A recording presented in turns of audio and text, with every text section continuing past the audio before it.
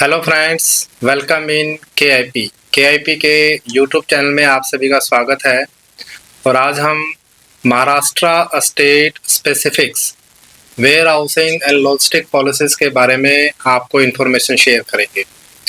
यदि आप महाराष्ट्र स्टेट में किसी भी टाइप का कोई वेयर हाउसिंग फैसिलिटीज़ या लॉजिस्टिक फैसिलिटीज़ लाइन अप कर रहे हैं, उसमें अपना इन्वेस्टमेंट प्लान कर रहे हैं, तो आपको इस पॉलिसीज़ के तहत जो इंसेंटिव प्रोविजंस हैं उनका ध्यान रखना है और अपने बिजनेस में उनका लाभ लेना है।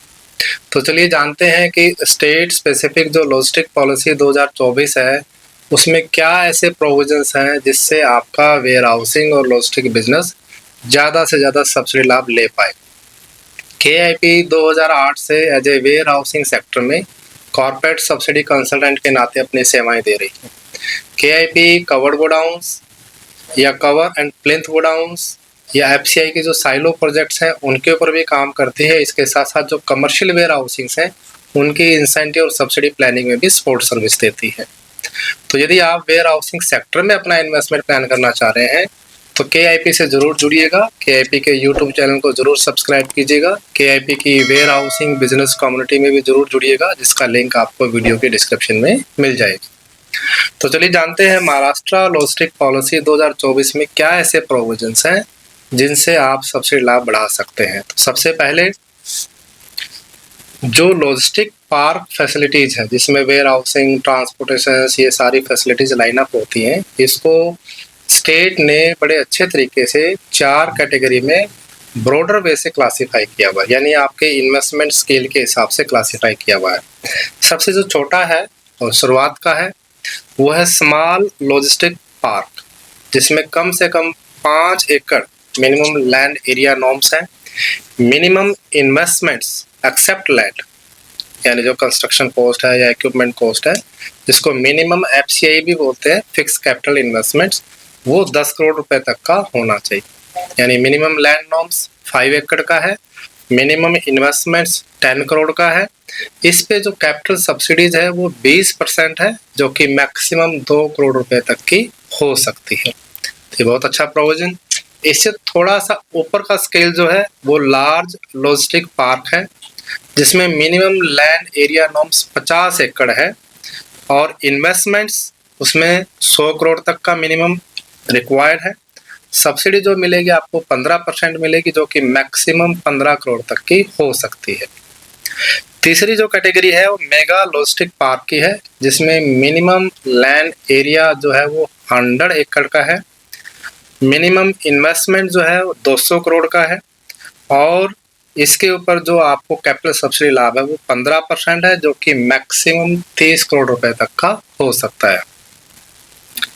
लास्ट जो कैटेगरीज है अल्ट्रा मेगा लॉजिस्टिक पार्क की है, जिसमें मिनिमम लैंड एरिया जो नॉर्म्स है वो 200 एकड़ का है, इन्वेस्टमेंट नॉर्म्स है वो 400 करोड़ का है और जो कैपिटल सब्सिडी है वो आपको 10% के हिसाब से दी जाएगी, जो कि मैक्सिमम 40 करोड़ रुपए तक की हो सकती है। तो आप अपने इन्वेस्टमेंट स्केल्स के अकॉर्डिंगली यहाँ पे सब्सिडी लाभ की प्लानिंग कर सकते हैं। आपका जो साइट सिलेक्शंस है, लैंड एरिया नॉर्म्स है और मिनिमम इन्वेस्टमेंट नॉर्म्स है, ये आपने ध्यान रखना है। उसके अकॉर्डिंगली आप कैपिटल सब्सिडीज का लाभ ले सकते हैं। इसके साथ साथ यदि आप इस प्रोजेक्ट को लाइन अप करने के लिए बैंक फाइनेंस लेते हैं, टर्म लोन लेते हैं, तो इंटरेस्ट सब्सिडीज के भी प्रोविजन है। यदि आप अपना लॉजिस्टिक पार्क या वेयर हाउसिंग फैसिलिटीज इनसाइड जो गवर्नमेंट अप्रूव्ड एरिया है, यानी लॉजिस्टिक पार्क्स हैं, उनमें लाइन अप करते हैं, तो आपको 3% पर एनम, जो कि मैक्सिमम 75 लाख रुपए तक पर ईयर आप बेनिफिट ले सकते हैं और ये बेनिफिट कॉन्टिन्यूसली 5 साल तक आप ले सकते हैं। यदि आप आउटसाइड अप्रूव्ड एरिया में logistic park facility line up करती है तो ये लाभ आपको 2% पर एनम है, जो कि मैक्सिमम 50 लाख रुपए पर ईयर हो सकता है और जो बेनिफिट पीरियड है वो 5 ईयर का ही आपको इसमें लाइन अप किया गया है। तो बहुत अच्छा लाभ है, इससे आपकी इंटरेस्ट कॉस्ट रिड्यूस हो जाती है। इसके साथ साथ यदि आप लैंड बाइंग करते हैं तो स्टाम्प ड्यूटी एग्जम्पशंस का भी लाभ है।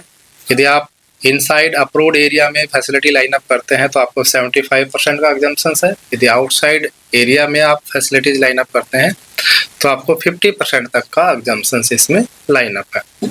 इसके साथ साथ यदि आप एडवांस टेक्नोलॉजी अडॉप्शंस करते हैं अपने वेयर हाउसिंग्स में, लॉजिस्टिक पार्क में, तो आपको जो आप एक्सपेंडिचर उस पे इनकर्ड करते हैं उसका 25% तक का रिम्बर्समेंट हो सकता है, जो कि मैक्सिमम 1 करोड़ तक का हो सकता है।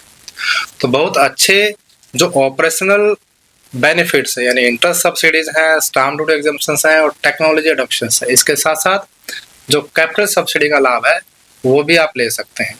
तो ये सारे अगर बेनिफिट अगर आप अच्छे से राइट बिजनेस मॉडलिंग करके, राइट सब्सिडी प्लानिंग करके अपना जो लॉजिस्टिक पार्क फैसिलिटीज या warehousing facilities line up करते हैं और डीप अंडरस्टैंडिंग करके इस पॉलिसीज के प्रोविजन को ध्यान में रख के अगर आप अपना इन्वेस्टमेंट स्ट्रक्चर करते हैं तो आपको ये लाभ आसानी से मिल सकते हैं।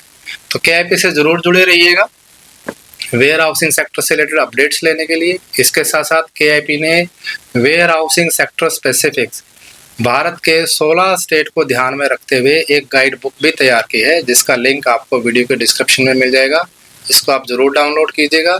इसमें हमने हर एक स्टेट स्पेसिफिक्स, वेयर हाउसिंग और लॉजिस्टिक फैसिलिटीज़ के बारे में बताया है कि कैसे आप इन पॉलिसीज़ को ध्यान में रखते हुए अपने वेयर हाउसिंग और लॉजिस्टिक इन्वेस्टमेंट्स में सब्सिडी लाभ ले सकते हैं। तो ज़रूर डाउनलोड कीजिएगा। Thank you.